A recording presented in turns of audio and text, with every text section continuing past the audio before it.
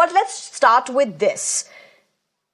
A school's first response, and the school saying incident is unlikely.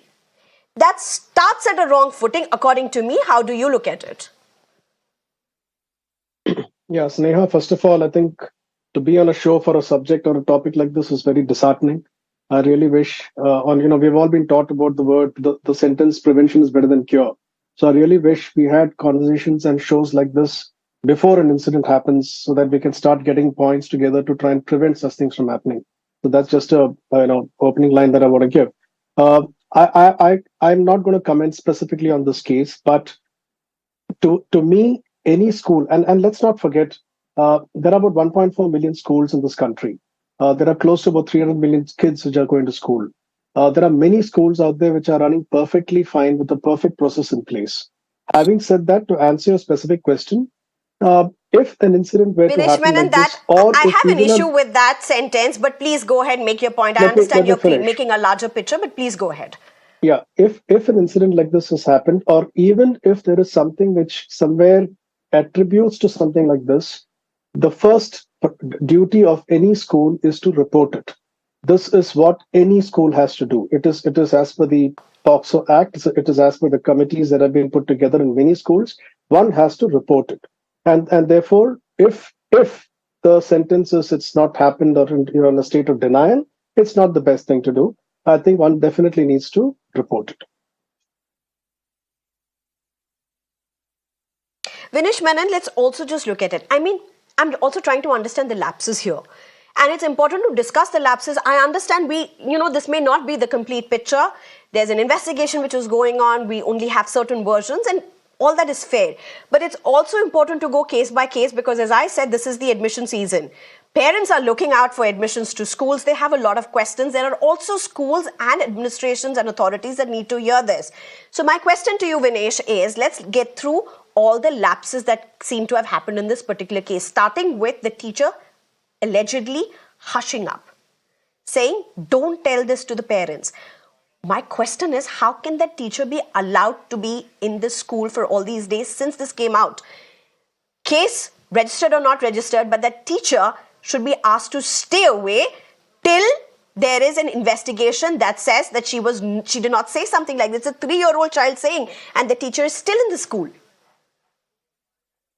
Yeah, sure. So I agree with that. I agree with the policy that if there is a teacher which has come under allegation for a certain crime which is as sensitive as this, it is best to keep the teacher away for the investigation to happen, which is completely unbiased, no doubt about that. I think what is more important is that every school structure ultimately has to go through 5 or 6 or 7 points which they need to keep in mind to prevent something like this from happening.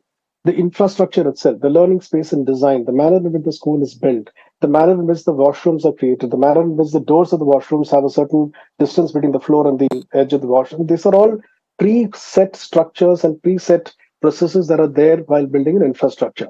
The hiring process, the kind of people that you hire, the kind of psychometric tests that you do.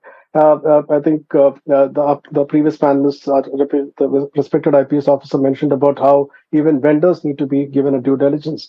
These are all very strong governance processes that exist in administration and they need to be followed.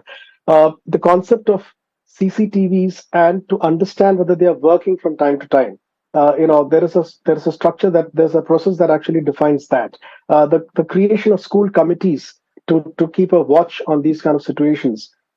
Parent counseling, don't forget, while we understand the issues that are there in the school, the whole concept of parent counseling to make them understand that these are realities that can happen. And not just in school, mind you, it can also happen within the community outside of the school. So the concept of good touch, bad touch, the training that one needs to be given to teachers, and of course, like I said, understanding the legal system, the need to report. These are all extremely important parameters and processes that one needs to follow while running a school. Now, if a school has failed in some of these parameters, I also believe that in India we need to have a assessment framework, just like how you do in the United Arab Emirates, where there's something called a KHDA, where parameters have to determine the kind of ranking that a school goes through. So bring in some of these structures, and then there are organizations like ours. We stand for the Association to Reinvent School Education, and there are research papers that we put together We have a paper which is completely designed around child safety, school safety and child protection. And there are complete documents that we put together. We have submitted that to the central Right. government. Read these documents, have these structured and put across to all the states, make it a mandate for every school to have these. I think if we Okay. run through all these procedures clinically, and the word is clinically, and then be subject to audit, I don't think situations like this can happen. And yes, to answer again your question specifically, if something like this Okay. has All happened, right, the concerned accused should be kept to the side. Dr. Bhavna Barmi, if I can get you in, and very quickly, everybody is busy in today's world. Possibly parents are working, mother, father, everybody. There could be a nanny at home. There could be secondary caregivers who turn primary caregivers when the child is away, back at home, not in school, and so on and so forth. What would you say are the big red alerts that one needs to be very watchful for? And when it comes to toddlers, 3 years old, 4 years old, 5 years old, they will be very subtle red alerts, but they are red alerts. What should be parents and caregivers be watchful for?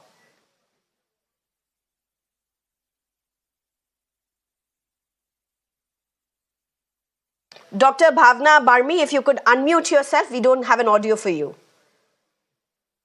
Sneha, red alerts, actually the society should have and increase their sensitivity towards prevention of such kind of abusive and toxic environments that they provide to the children. The children as young as toddlers, 3 years of age, 4 years of age, give us very subtle signals, and we as adults must pick up those signals. Some of those signals, if they've gone through toxicity, if they've gone especially through abuse, will be a contrasting personality that the child will start showing. So, for example, if the child in the normalcy of life was a quiet child, the child after going through toxicity or abuse is going to become the contrast. He's going to become very aggressive, he's going to be loud, he's going to be short-tempered, he's going to be maybe breaking toys, throwing things, hurting others, sometimes hurting her own self also.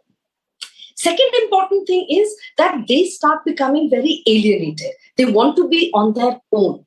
Earlier, they would like to go to their friends. They would like to sit on the table with you. They would like to come and watch some screen time with you.